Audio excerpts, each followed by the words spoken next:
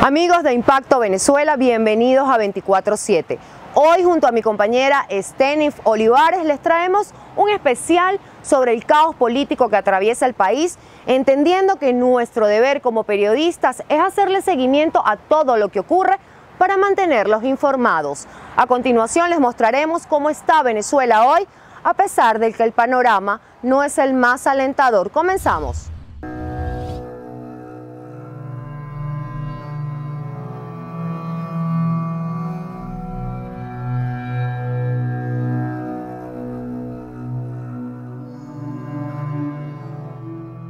Comienza el año 2021 con un escenario político esquivo a dar luces de cambio. Nicolás Maduro y Juan Guaidó respectivamente instalaron dos asambleas. Según la óptica con que se mire, una tendría más legitimidad que otras. Recordemos que la de mayoría chavista contó con la elección de 277 diputados en unos comicios que tuvieron lugar el pasado 6 de diciembre y que fueron ampliamente cuestionados a lo interno, pero también por la comunidad internacional. Juan Guaidó, por su parte, con la presencia de más de 100 diputados que decidieron acompañarlos en la extensión del mandato de esta asamblea elegida, como saben, el pasado 2015, hizo lo propio, instaló una asamblea. Lo cierto es que en medio de este escenario político están los ciudadanos que no ven mejoría ni en materia económica, ni en materia social, ni en materia política. Exigen cambios que son prometidos por ambos, pero que ninguno hasta el momento se concreta. A continuación presentamos para ustedes un resumen de cómo han transcurrido estos primeros días de enero del año 2021. El martes 5 de enero llegó y la Asamblea Nacional Roja asumió.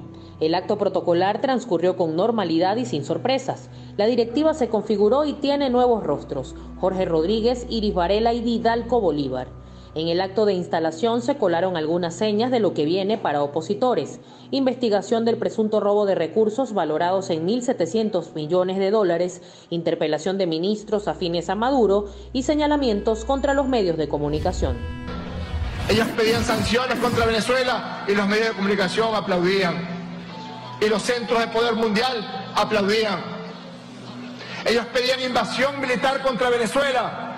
Usted revisa medios de comunicación como The Washington Post, The Financial Times, la BBC, la agencia EFE, y se sorprenden. ¡Oh, sorpresa! Juan Guaidó se robó $1.700 millones que la administración de Donald Trump le otorgó para ayudas humanitarias.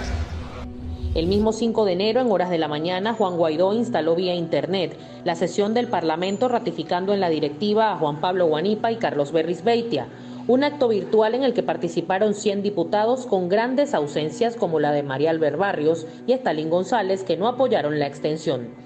Una sesión vía Zoom donde se ratificó la reforma del Estatuto para la Transición y la reestructuración del gobierno interino con el único fin de lograr el cambio democrático en Venezuela. Estamos aquí de pie por lo que nunca van a bajar la mirada ante y por lo que es justo. Estamos aquí de pie porque nos corresponde representar a millones de venezolanos que quieren cambio en este momento en Venezuela. Estamos aquí de pie porque no vamos a sucumbir ante las amenazas y el terror de una dictadura. Estamos aquí porque vamos a lograr la libertad de Venezuela. Único mandato encomendado, por cierto, a este Parlamento con mayoría, en el momento en que le arrebatamos a la dictadura el Parlamento Nacional. Porque esto no fue un regalo.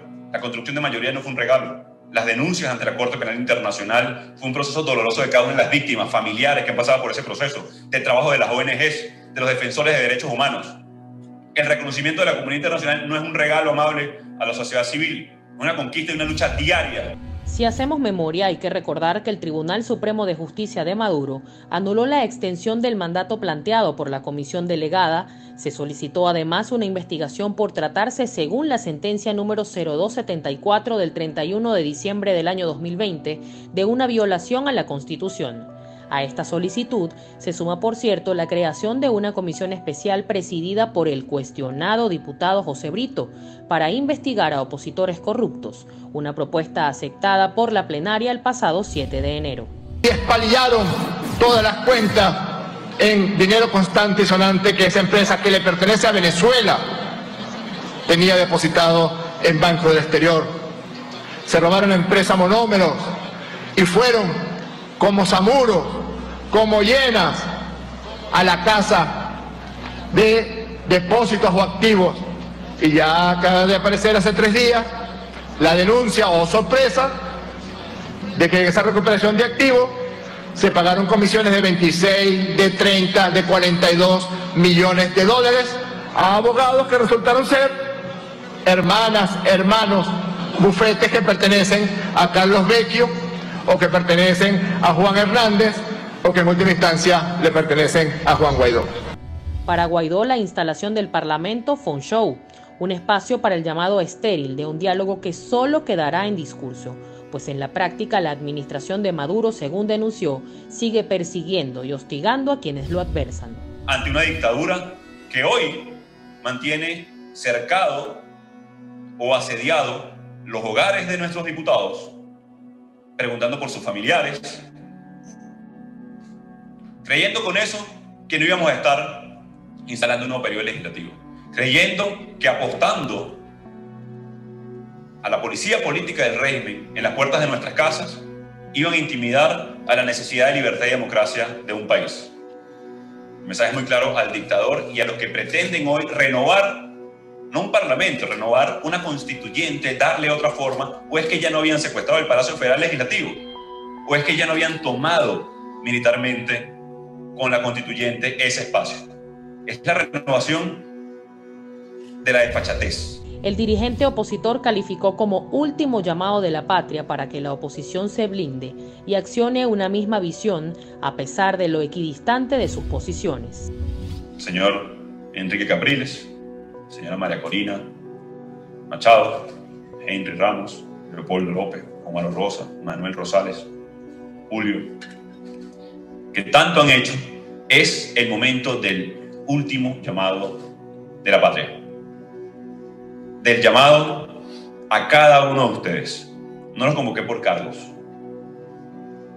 Convoqué a cada uno por la necesidad de reconstruir este momento y conseguir una vía definitiva para lograr la transición a la democracia. En una entrevista con Impacto Venezuela, el director de Estudios Políticos de la Universidad Católica Andrés Bello, Benigno Alarcón, alertó que lamentablemente para este 2021 podría darse un estancamiento político peor que en el año 2020, a menos que ocurra un hecho excepcional. Escuchemos. Bueno, obviamente el país no va en la dirección correcta en este momento. Nosotros estamos teniendo un año, tuvimos un año muy complicado en el 2020 y el 2021 no luce como un año fácil. Y no luce ni tan siquiera menos complicado que el año pasado. ¿Por qué? Bueno, porque básicamente lo que estamos es en un proceso continuo de autocratización del régimen venezolano, donde lo que viene haciendo desde el año pasado, primero por los controles sociales que le permitió la pandemia a países como Venezuela, pero también a otros regímenes autoritarios, se logró un mayor control social. O sea, la posibilidad de protestar, la posibilidad de reclamar en la calle los derechos políticos, la posibilidad de movilizarse políticamente, el año pasado estuvo muy restringida por las condiciones que todos conocemos. Y este año es un año que luce muy difícil por diferentes factores. O sea, en primer lugar tenemos una comunidad internacional con cambios no solamente como por ejemplo en la política norteamericana, pero también cambios en el mundo en general. ¿Por qué? Porque vienen saliendo básicamente de un año de pandemia y los países necesitan recuperarse económicamente, necesitan de alguna manera rehacer sus economías y recuperarse de todo el daño social que se produjo por un año de pandemia que no ha terminado, que se extiende por una parte de este año, aunque haya vacunas. Pero también por el otro lado tenemos un año donde hubo elecciones el año pasado en Venezuela, donde el régimen aprovechó las elecciones para desplazar de la Asamblea Nacional a la oposición y para decir que ahora ellos controlan la Asamblea Nacional, y un año donde evidentemente se han dado pasos muy importantes en ese proceso de autocratización, de mayor control del poder. Las fracturas en la oposición, así como otros factores adicionales, debería obligar al líder opositor Juan Guaidó, así como a toda la plataforma que lo acompaña, a replantearse. Pero ¿hay tiempo? ¿Esto es viable? Miren esto. Definitivamente hay que repensar la estrategia, porque la estrategia que se había planteado en el 2019 y el 2020 En primer lugar, no funcionó, y en segundo lugar, va a funcionar menos ahora. ¿Por qué? Porque, bueno, las condiciones políticas han cambiado y las condiciones, digámoslo así, de la comunidad internacional también han cambiado. Entonces, si parte de la apuesta del 2019 y del 2020 tenían que ver con una acción contundente de parte de la comunidad internacional y en especial de los Estados Unidos, ese escenario hoy en día ya no está planteado. Entonces, bueno, eso obliga de alguna manera a repensar qué es lo que se va a hacer.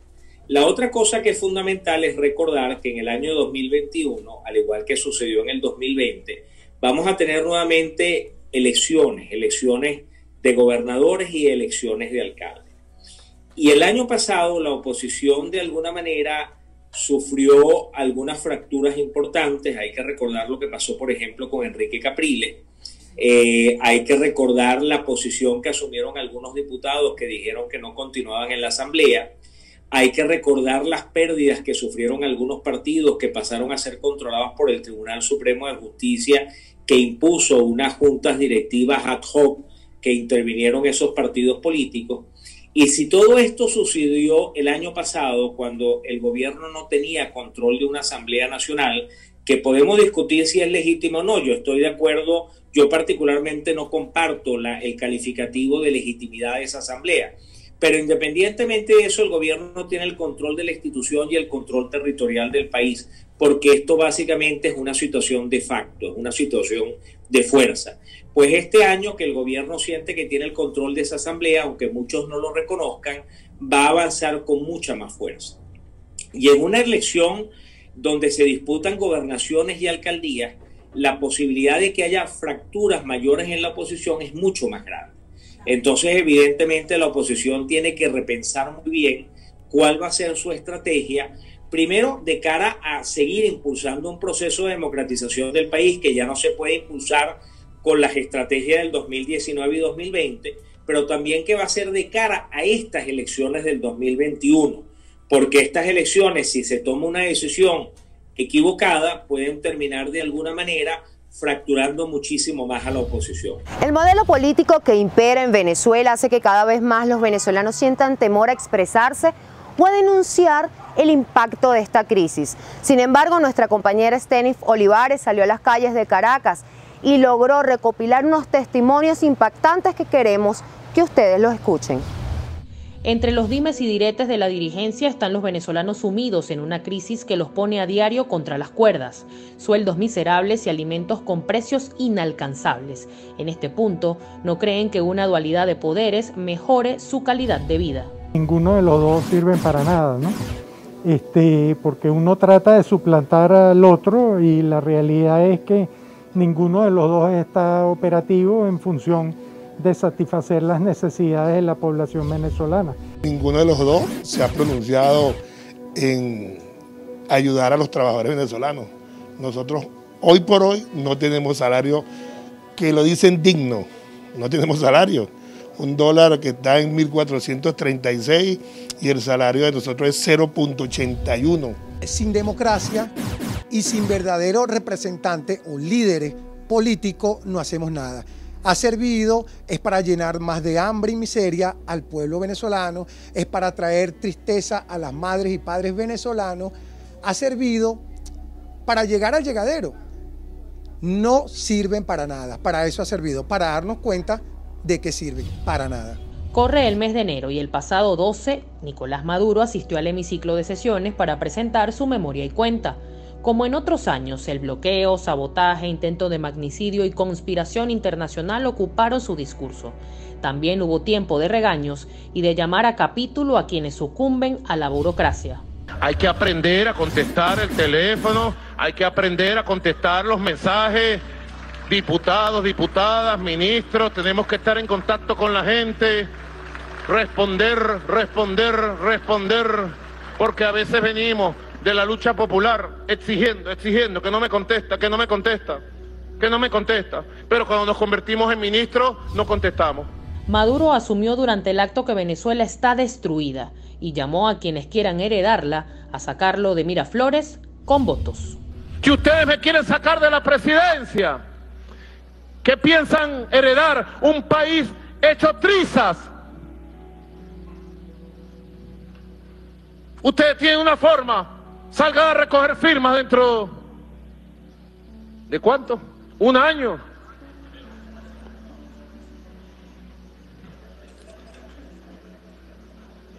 Ustedes tienen una forma, presenten candidatos y candidatas fuertes y ganen la mayoría de las gobernaciones. Nosotros, a Diosdado, ya estamos trabajando en nuestros candidatos y candidatas. De los nervios.